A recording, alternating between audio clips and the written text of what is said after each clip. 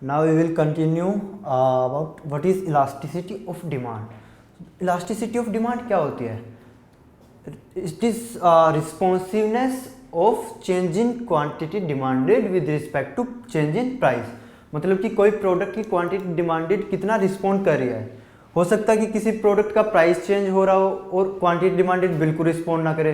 हो सकता है किसी के प्राइस चेंज होने से क्वांटिटी डिमांडेड बिल्कुल जीरो हो जाए. तो इसको हम बोलते हैं इलास्टिसिटी ऑफ डिमांड. मतलब कि कितना रिस्पॉन्ड कर रही है with respect to change in price. इसके तीन मेथड होते हैं. Measuring of elasticity of demand के तीन मेथड होते हैं. First one is percentage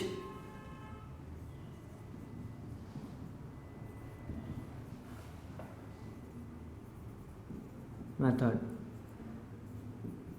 right, and second one is geometric method,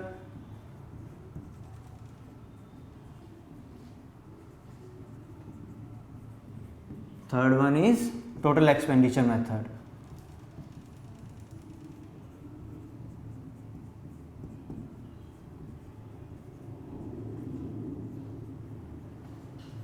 These are three ways in which we can measure the elasticity of demand. हम elasticity of demand को इन तीन तरीके से major करते हैं. पहले लेते हैं परसेंटेज मेथड को. परसेंटेज मेथड से किस तरह से हम elasticity को मेजर करते हैं. ओके, इसका फॉर्मूला होता है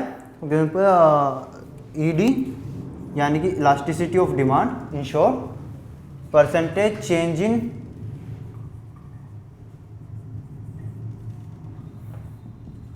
quantity demanded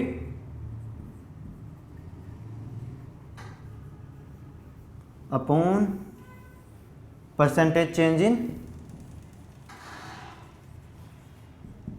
price.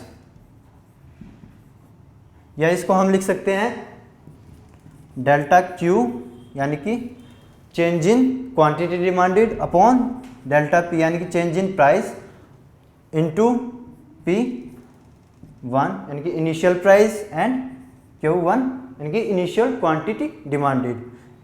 अगर हम इसको फर्दर सोल्व करेंगे तो हमें ये इक्वेशन मिलेगी. लेकिन अगर परसेंटेज में कोई क्वेश्चन गिवन है तो हम डायरेक्टली परसेंटेज पुट कर सकते हैं और हम इलास्टिसिटी ऑफ डिमांड कैलकुलेट कर सकते हैं. Let's take an example. Suppose the percentage change in quantity demanded है 40%. किसी प्रोडक्ट की क्वांटिटी डिमांडेड 40% चेंज हो गई जबकि उसका प्राइस जो है वो सिर्फ 20% चेंज हुआ. तो इसका मतलब क्या हुआ कि जो उसका क्वांटिटी डिमांड 40% चेंज हुआ और जो प्राइस है वो 20%, तो ये हुआ 2, राइट. इसका मतलब इसकी इलास्टिसिटी ऑफ डिमांड 2 है. इट मीन्स ये इलास्टिक है. जब demand elasticity of demand greater than 1 होती है तो इसका मीन्स वो होता है इलास्टिक, और जब लेस देन 1 होता है इसका मीन्स वो इन इलास्टिक. इसका मतलब वो कम रिस्पॉन्ड कर रही है with respect to change in price. और अगर वो 1 होती है तो इसका मतलब यूनिटरी इलास्टिक. मतलब कि जितना प्राइस में आप परसेंटेज चेंज कर रहे हो उतना ही क्वांटिटी डिमांडेड में चेंज हो रहा है, तो वो यूनिटरी इलास्टिक है. तो इसका हम एक ग्राफ बनाते हैं जिससे कि हम इलास्टिसिटी ऑफ डिमांड अच्छे से समझ सकते हैं.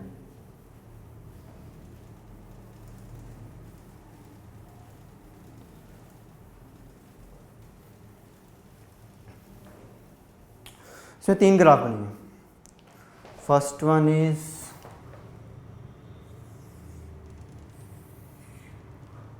For unitary elastic. Unitary elastic demand curve. इसका मतलब कि जितना आप चेंज प्राइस में करोगे उतना ही चेंज आपका क्वांटिटी डिमांडेड हो.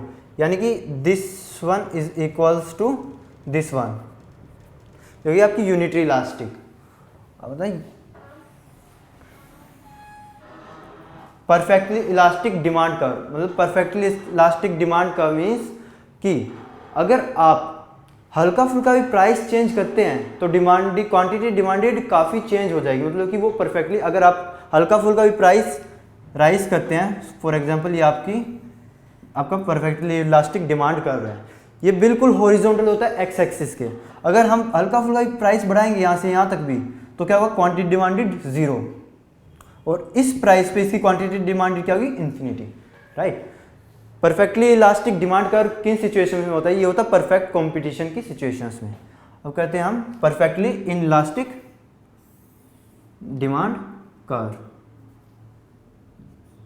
ये हो इस तरह से होता है ये कर्व। इसमें क्या होता है कि अगर आप यहाँ पे आपका प्राइस ये है, क्वांटिटी डिमांडेड फिर भी इतनी है से एक्स, आपका प्राइस P1 से P2 राइज होके इतना होगा, आपकी क्वांटिटी डिमांडेड फिर भी एक्स है, लेकिन और आपका प्राइस इतना राइज हो तो भी आपकी क्वांटिटी डिमांडेड फिर भी इतनी है। ये क्यों होता है? क्योंकि ये नेसेसिटी गुड्स होते हैं। फॉर एग्जांपल वाटर, पानी सबकी रिक्वायरमेंट, अगर उसका प्राइस बढ़ेगा तो क्या उसकी डिमांड कम हो जाएगी? सेम उसकी डिमांड उतनी की उतनी रहेगी। People will demand it without considering the price of the product. These are the three graph and another two situations are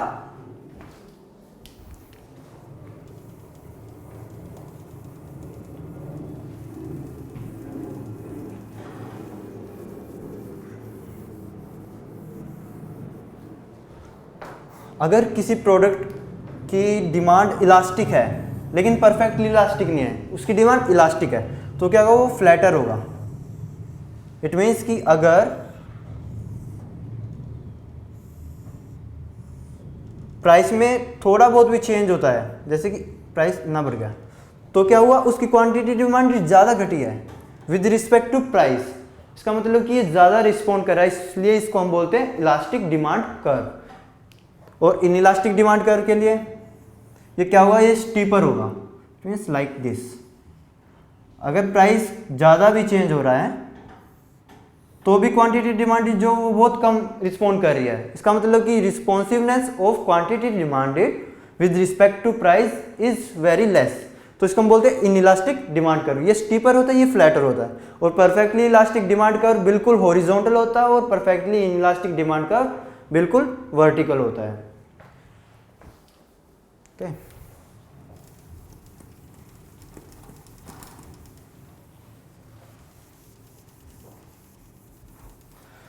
so what is the value of different elasticity of demand? ED is equal to elasticity of demand is equal to infinity minus infinity. If the demand sorry it is 0 if the demand is perfectly inelastic.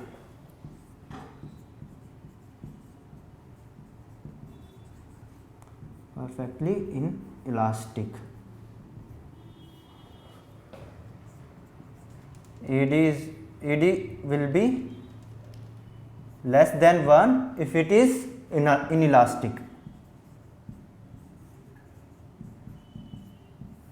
and ED will be equal to 1 if it is unitary elastic.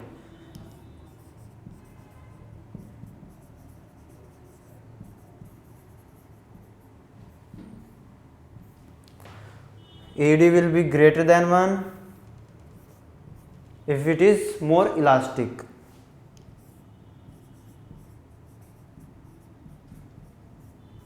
And elasticity of demand will be infinity if it is perfectly elastic demand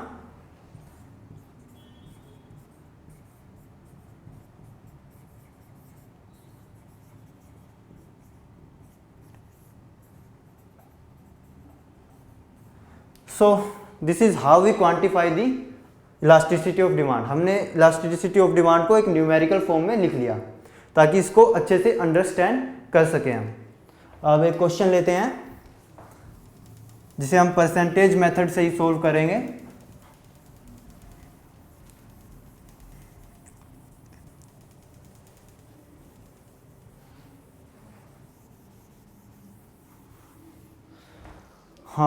Let's say price of a product good, price of product X is initial price is ₹10, right? If we increase the price of this product यानी कि P2 by 2 rupees, then the final price would be ₹12. Now see, here the quantity demanded was let's say 5. क्या होगा? जब price बढ़ेगा तो quantity demanded always declines, other factors remaining constant. In this case अगर इसकी quantity demanded 1 unit से गिरती है, यानी कि 4 इसकी फाइनल क्वांटिटी डिमांडेड है, तो ये कह रहा है कि कैलकुलेट करो, calculate elasticity of demand, what is ED. Okay, ED हम कैसे कैलकुलेट करेंगे, परसेंटेज मेथड से। उसका फॉर्मूला क्या होता था ईडी का, यहाँ पे परसेंटेज से भी कर सकते हो आप, और इसको जैसे हमने फर्दर उसको सोल्व किया था उस इक्वेशन से भी कर सकते हो। यहाँ पे उस इक्वेशन से ज़्यादा आसान होगा क्योंकि ये परसेंटेज फॉर्म में गिवन नहीं है। इनिशियल क्वांटिटी डिमांड कितनी है 5, यानी कि डेल्टा, इसका फॉर्मूला होता था delta Q upon delta P into P upon Q. Initial quantity demanded 5 है, फाइनल क्वांटिटी डिमांडेड 4 है, चेंज कितना हुआ 1 यूनिट, राइट इट है 1। Now coming to change in price, price पहले 10 था, बाद में प्राइस 12 हुआ, change in price was 2 upon 2।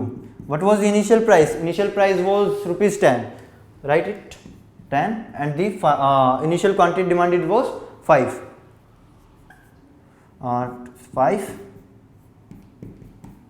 it is 1, it means it is unitary elastic। हम देख सकते हैं कि परसेंटेज चेंज इन प्राइस कितना हुआ, 10 से 12 हुआ, 20% परसेंटेज चेंज इन प्राइस हुआ, और क्वांटिटी डिमांडेड में कितना परसेंटेज चेंज हुआ, क्वांटिटी डिमांडेड में भी 20% चेंज हुआ। तो अगर हम परसेंटेज वाले फॉर्मूले से करें तो उससे भी आंसर 1 आएगा। इट मीन्स कि जो प्राइस चेंज हो रहा परसेंटेज में और जो रिस्पॉन्ड करे क्वांटिटी डिमांडेड वो बिल्कुल इक्वल परसेंटेज है। और हर ईयर ट्रेंड है कि एक न्यूमेरिकल आपका इलास्टिसिटी ऑफ डिमांड से 4 नंबर का ज़रूर आता है, तो आप इसको टॉपिक को ज़रूर अच्छे से पढ़ें। इसमें काफ़ी प्रैक्टिस की रिक्वायरमेंट है। इलास्टिसिटी ऑफ डिमांड में काफ़ी डिफरेंट तरीके से क्वेश्चंस पूछ सकता है एग्जामिनर आपसे। So this was the percentage method. Now coming to geometric method. Geometric method क्या कहता है कि हम किसी ग्राफ की हेल्प से अगर इलास्टिसिटी ऑफ डिमांड को कैसे फाइंड आउट कर सकते हैं।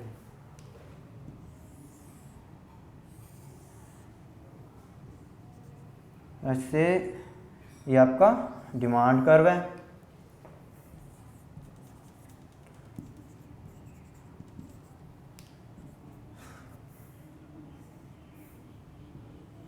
हम ज्वाइन कर दें, ठीक है। इस पॉइंट पे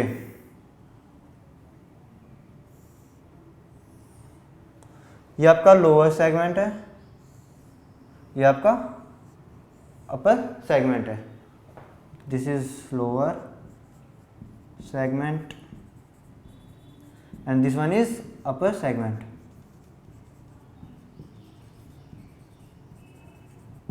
ओके, तो ज्योमेट्रिक मेथड क्या कहता है कि हम किसी भी प्रोडक्ट की इलास्टिसिटी ऑफ डिमांड को उसके कर्व से देखकर निकाल सकते हैं। सपोज कि ये पॉइंट अगर इसका फॉर्मूला होता है ED is equal to lower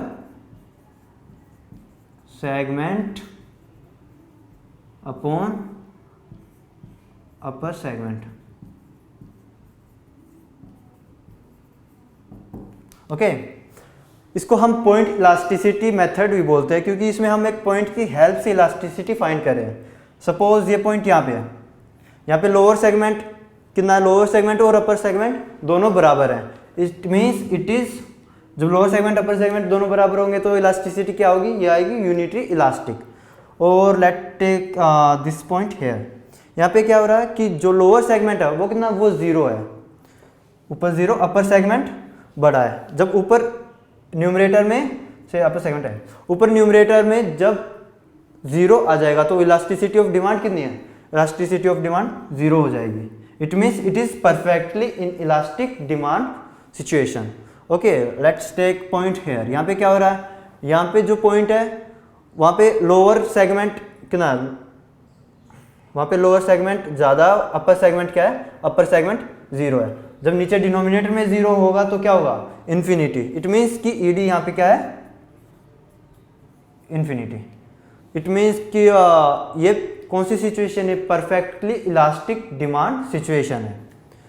अगर लोअर सेगमेंट का पॉइंट यहाँ पे है, so these are the various points A, B, C, D and E। अगर बी पे कोई पॉइंट है तो उसका मतलब क्या है कि लोअर सेगमेंट सिर्फ इतना है और अपर सेगमेंट इतना ज़्यादा है। ये सिचुएशन कौन सी होगी? ये इनइलास्टिक डिमांड सिचुएशन होगी। क्यों? क्योंकि लोअर सेगमेंट कम है और अपर सेगमेंट ज़्यादा है, तो ये क्या होगा? ये लेस देन 1 होगा। इसका मतलब क्या हुआ? लेस देन 1 क्या होता है? Inelastic demand situation. और यहाँ पे क्या है? यहाँ पे लोअर सेगमेंट ज़्यादा, अपर सेगमेंट कम है, तो इसका मतलब ये हमेशा अगर मिड पॉइंट से अगर ये ज़्यादा पॉइंट है तो ये हमेशा ग्रेटर देन 1 होगा, जो कि इलास्टिक डिमांड सिचुएशन है। Okay, so this was the graph of and it was geometric method by which we can calculate the elasticity of demand.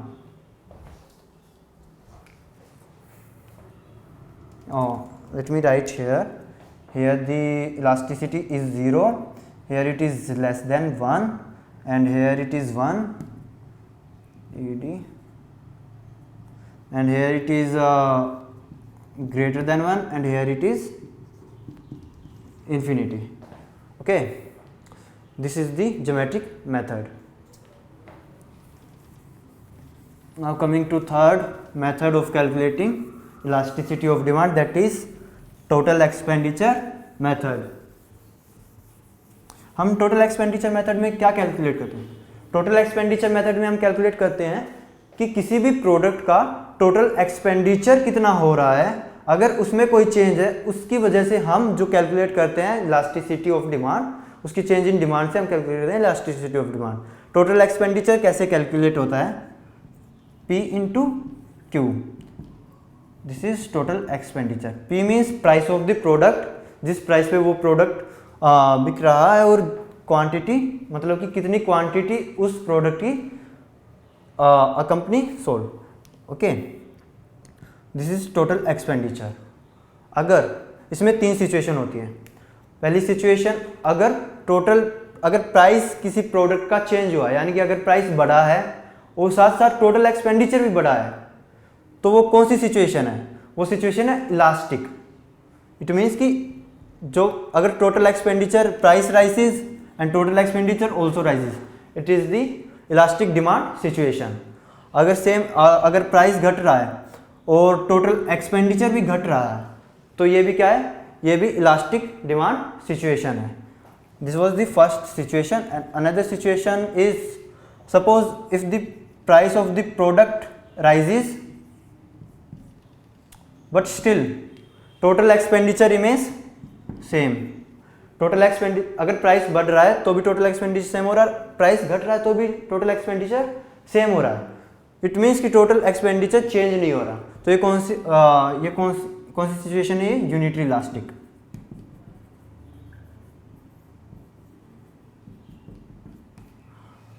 और थर्ड सिचुएशन होती है, सपोज कि प्राइस अगर बढ़ रहा है तो टोटल एक्सपेंडिचर उसका कम हो रहा है। प्राइस बढ़ने से क्वांटिटी डिमांडेड तो गिरेगी, लेकिन साथ साथ टोटल एक्सपेंडिचर भी गिर रहा है, तो ये सिचुएशन है inelastic demand.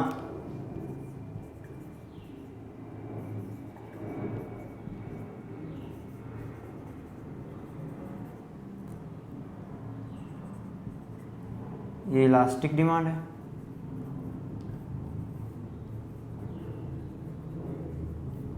Okay, let's take an example of this to understand this method in a better way.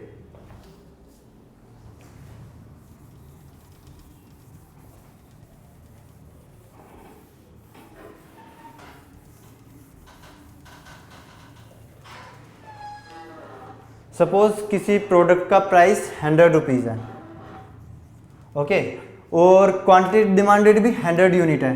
Let's take an example.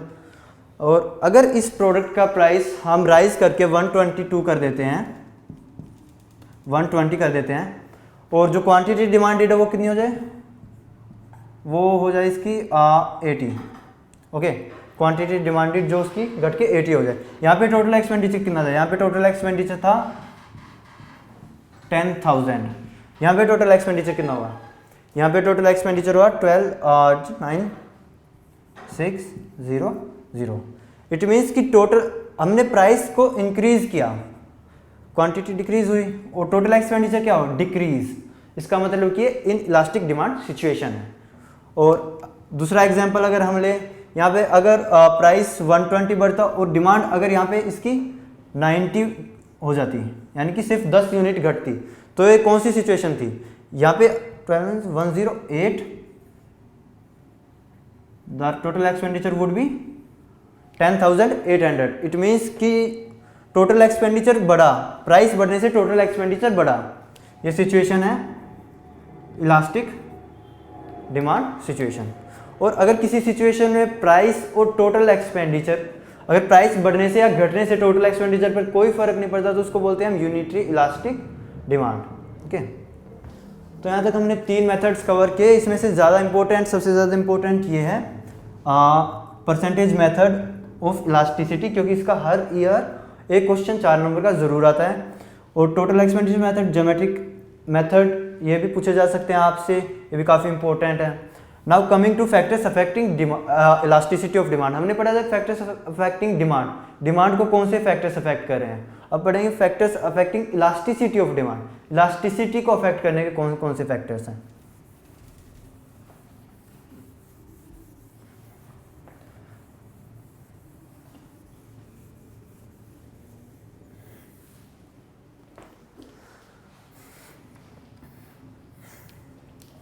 Factors affecting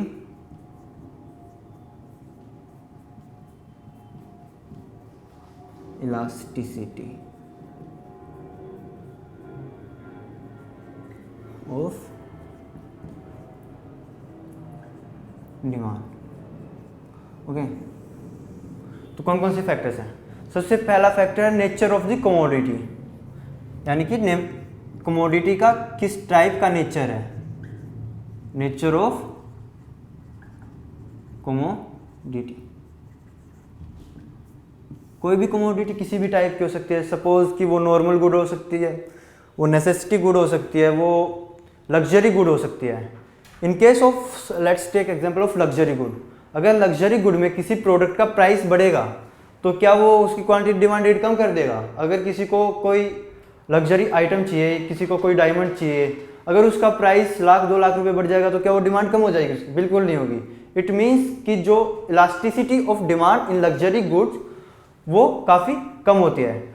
और दूसरा एग्जांपल लेते हैं हम किसी नॉर्मल गुड का, अगर उसमें प्राइस चेंज होगा तो उसकी इलास्टिसिटी पे डिमांड, उसकी इलास्टिसिटी पे काफ़ी फर्क पड़ेगा। Okay, second is number of uses या फिर alternative uses, alternate use.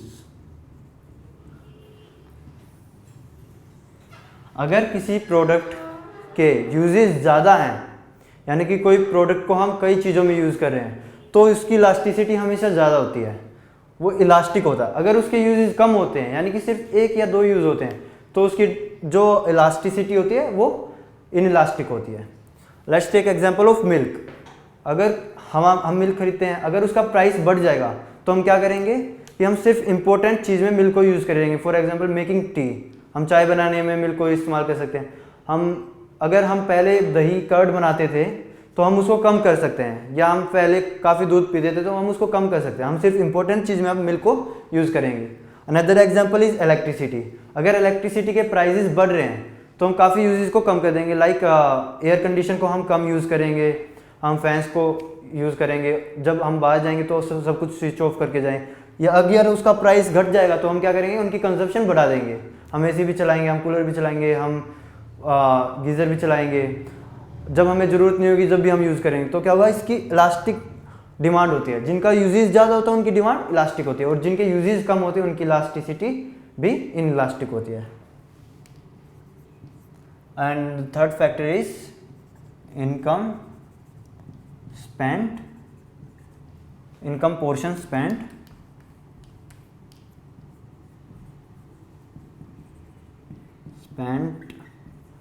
on the good। Income portion spent on the good. अगर आपकी इनकम का कोई पोर्शन किसी प्रोडक्ट पे ज़्यादा स्पेंड हो रहा है तो उसकी डिमांड हमेशा इलास्टिक होगी, क्योंकि आपकी ज़्यादातर इनकम उस चीज़ पे स्पेंड हो रही है और आप उसकी डिमांड को चेंज करोगे अकॉर्डिंग टू योर इनकम। अगर let's take an example of say this pen, इस पेन की काफ़ी कॉस्ट कम है, अगर इसमें इसका प्राइस 20% चेंज हो जाता है, यानी कि 4 रुपये अगर इसका प्राइस बढ़ जाता है, क्योंकि इसकी डिमांड कम कर देगा कंज्यूमर? इसकी डिमांड बिल्कुल कम नहीं करेगा, क्योंकि उसका जो इनकम पोर्शन है, उसका इनकम पोर्शन इस पेन पे काफ़ी कम है, वो बिल्कुल बहुत कम स्पेंड कर रहा है, इसलिए उसको कोई फ़र्क नहीं पड़ेगा इसका थोड़ा बहुत प्राइस चेंज होना। यदि अगर कोई चीज़ वो ज़्यादा यूज़ कर रहा है, लेट्स से इलेक्ट्रिसिटी को काफ़ी यूज़ कर रहा है, उसकी इनकम का कुछ पोर्शन भी उस पर स्पेंड हो रहा है, अगर कोई प्राइस चेंज होगा तो क्या होगा, वो उसकी कंजप्शन भी चेंज करेगा, क्योंकि उसका ज़्यादातर हिस्सा उस पर स्पेंड हो रहा है इलेक्ट्रिसिटी पे। So this is one of the most important factor. Now next factor is number of substitutes. There are 3 forms of market. First one is monopoly, then monopolistic, then perfect competition.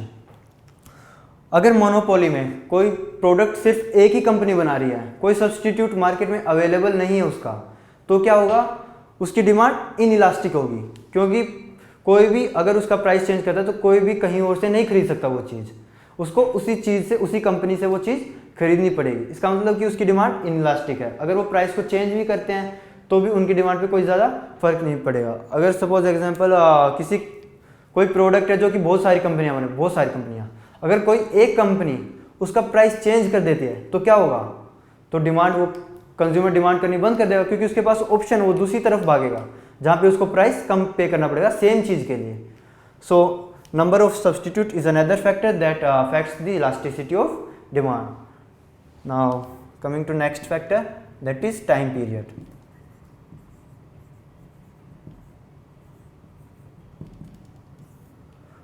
In short term, कम समय में अगर कुछ changes होते price में, तो consumer एकदम से क्वांटिटी डिमांडेड कम नहीं कर सकता, क्योंकि वो हैबिचुअल है उतनी क्वांटिटी डिमांडेड करने का। लेकिन अगर लॉन्ग रन में देखा जाए तो अल्टीमेटली उसकी क्वांटिटी डिमांडेड कम हो जाएगी। और इन सेम वे अगर प्राइस किसी प्रोडक्ट का घटता है तो भी वो एकदम से अपनी कंजप्शन नहीं बढ़ा सकता, वो कुछ लॉन्ग रन में अपनी कंजप्शन को बढ़ा सकता है।